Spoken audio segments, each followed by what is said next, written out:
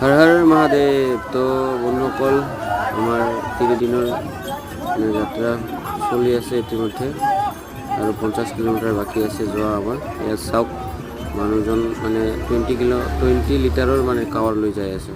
এয়া চাওক বল বম গাইছ, ইয়াত টানেল হয়, এটা ৰাস্তাৰ টানেল। কিমান মজা লাগিছে, এয়া চাওক না কিমান ভক্তজন যাই আছে গাইছ, কি মজা। আৰু এটা বিশেষ কথা, এইবিলাক চাওক, ইয়াৰ মানে এইবিলাকৰ একো হোৱা নাই, জাষ্ট এনে এক্টিং কৰি আছে আৰু পইচা কামাবৰ কাৰণে।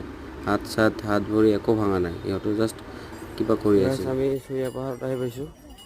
এয়া চাওক মানুহবিলাকে পাথৰ দি কেনে ঘৰ বনাই আছে।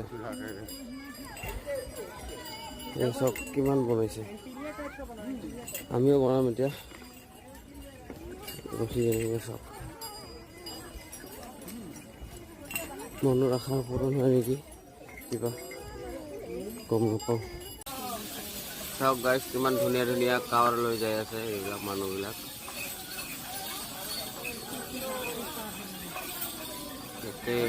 কিমান চাওক না গাইছ, গাড়ীখন কিমান ধুনীয়া, ৱাও, চাই থাকিব মন যাই আছে, মজা। তো গাইছ আমি এটা ধৰ্মশালাত ৰখি আছিলোঁ অলপ টাইম, ৰেষ্ট কৰাৰ পিছত আমি আকৌ মানে যাত্ৰা ষ্টাৰ্ট কৰিলোঁ। ইয়াত চাওক মানে ইয়াতে কিবা ফাংচন হৈয়ে থাকে মানে, গান বাজনা বহুত কিবা। এয়া চাওক গাইছ, আমি গৌৰিয়াৰী নদী আহি পালোঁ। গৌৰিয়াৰী নদী আহি পালোঁ মানে আমি পায়েই গ'লোঁ আৰু বেছি টাইম নাই আৰু 10-12 কিলোমিটাৰমান আছে আৰু ইমান। বল বম চাওক কিমান মানুহ, উফ।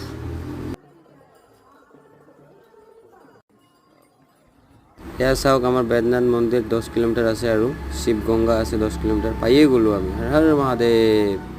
এয়া হ'ল ডুম্মা বৰ্ডাৰ, বিহাৰ আৰু ঝাৰখণ্ডৰ বৰ্ডাৰ হয় এইটো। এয়া চাওক এইটো হ'ল বিহাৰৰ গেট আৰু ইয়াতে চাওক চাওক অলপমান গ'লেই আমি এইটো চাওক ঝাৰখণ্ড গেট পাই গ'লোঁ আমি। বাবা নাগৰী, এয়া হ'ল কলকাতিয়া, এটা কলকাতিয়া না বল বম। তো আমি অলপ টাইম ইয়াতে ৰেষ্ট কৰিম, এতিয়া ৰেষ্ট কৰাৰ পিছত ওলাই যাম।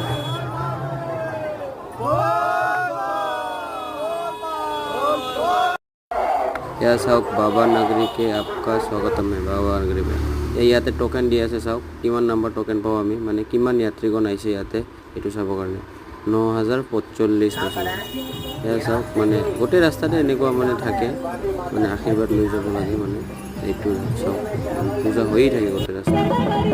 এয়া চাওক ইয়াতে মানে পূৰা মানে ধুম ধামাক্কা ফাংচন হৈ আছে, গান বাজনা হৈ আছে। চাওক গাইছ, উফ। এয়া চাওক না গাইছ কিমান ডাঙৰ ধৰ্মশালা। আজি ৰাতি আমি ইয়াতে ষ্টে কৰিম, ষ্টে কৰি ৰাতিপুৱা ওলাই যাম। 5 কিলোমিটাৰ দূৰ আছে আৰু।